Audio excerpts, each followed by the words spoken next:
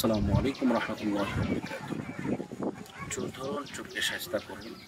চুরির মাল ফেরত দিতে কি কি আমল করবেন আজকে সম্পূর্ণ কিছু আপনাদের বলে দেব ইনশাআল্লাহ। আল্লাহ পাক রব্বুল আলামিন পবিত্র কালামুল্লাহ শরীফের মধ্যে ৬৬৬৬ খানা আয়াত নাযিল করে দিয়েছেন।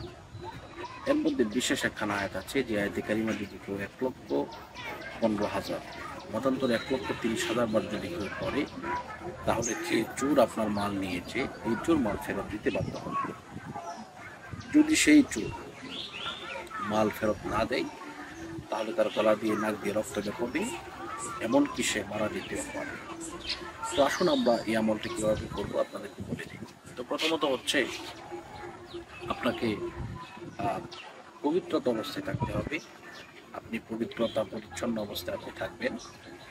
এরপরে আপনার যত ধরনের নাপাকি আছে সমস্ত নাপাকি থেকে দূর হতে হবে।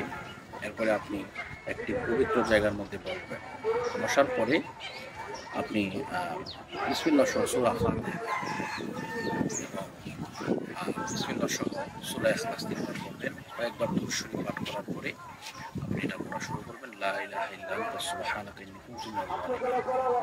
এটা যখন ১০০ বার হয়ে যাবে, প্রতি ১০০ বার পর পর আপনাকে বলতে হবে ফাস্তাজবনা লাহু ওয়া নাজ্জাইনাহু মিনাল গাম্মি ওয়া কাযালিকা নুনজিল মুমিনিন। এইভাবে আপনি এটা ভাবে পড়বেন।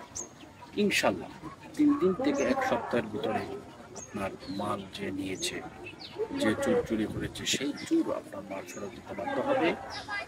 যদি সে মাল ফেরত না দেয়, তার গলা দিয়ে নাক দিয়ে রক্ত বের হবে, এমনকি সে বেশি অসুস্থ হয়ে যেতে পারে। তো এটি একটি মহা আমল। এটাকে অনেকেই জালালি খতম বলে থাকেন, আবার এটাকে অনেকেই খতম নামাজ পড়ে থাকেন। তো এটা ইনশাআল্লাহ আপনারা যদি করেন আলহামদুলিল্লাহ ভালো। আর যদি আপনাদের ফ্যামিলিতে লোক কম থাকে, আমরা ইনশাআল্লাহ আমাদের ছাত্রদের মাধ্যমে ১০০ ছাত্র দিয়ে করে দিতে পারবো। আমাদের সাথে যোগাযোগ করলে এই নাম্বারে যোগাযোগ করবেন 016430637। আমি আপনাদেরকে একটি ঘটনা শেয়ার করতে চাই। তা হচ্ছে মালয়েশিয়া থেকে এক ভাই, উনি আমাকে ফোন দিয়েছিলেন। তো ওনার রুম থেকে ১৩ লক্ষ টাকা চুরি হয়ে গেছে। তো উনি ফোন দেওয়ার পরে আমরা আমাদের ছাত্রদের মধ্যে করিয়ে দিয়েছিলাম। তো আলহামদুলিল্লাহ সাথে সাথে অ্যাকশন হয়েছে এবং রাতের মধ্যে উনি ১২ লক্ষ টাকা ফেরত পেয়েছেন। তো ১ লক্ষ টাকা পান নাই, ১ লক্ষ টাকার নিচে কিছু টাকা দেওয়া হয়েছে। ১২ লক্ষ টাকা পেয়েছেন। তো মানে যে চুরি করেছে ৩০ থেকে ৪০ হাজার টাকা ভেঙে ফেলেছে। তো আলহামদুলিল্লাহ ফেরত পেয়েছেন। এছাড়াও আমাদের লক্ষ্মীপুরের এক বোন, ওনার গলার হার চুরি হয়ে গেছিল।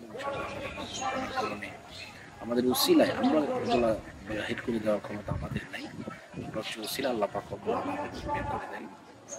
তো সবই আল্লাহর দয়া, আল্লাহর মায়া।